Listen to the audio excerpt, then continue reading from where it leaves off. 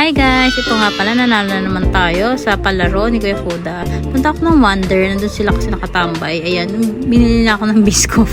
Yung favorite ko, yan talaga yung binibili ko sa Wonder. Matamis siya, as in matamis. Para sa akin, masarap yun. Kasi may cheesecake siya, tapos meron pa siyang, may pearl siya. Winner! Sa La Burger, magkatabi lang sila. Ang sarap ng burger nila dyan. Ayan si Kuya Fuda, mo-order ng mga burger. Ayan pala yung mga ibang nanalo para sa kanyang pa-burger. Ayan si Chef. Ayan ang kanyang crying lady na burger. Nung una, kinurot ko yan. Pinakurot niya ako ng konti. Tinikman ko siya. Anghang siya, pero hindi masyado. Pero pag tumatagal, ang anghang niyo, grabe.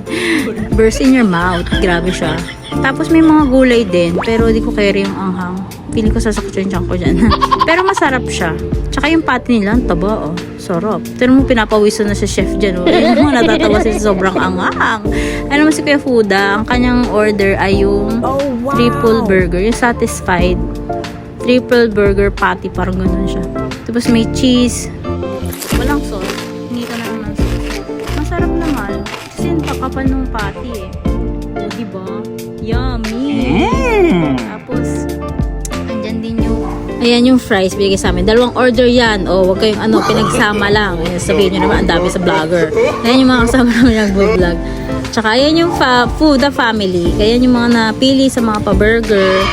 Tsaka, si Kuya, andyan. Ayan, ang aming fries night. Thank you po sa mga fries. May mayo siya. Japanese mayo and ketchup. Thank you po Kuya Fuda. Sama ako sa vlog nyo. And thank you for watching, guys.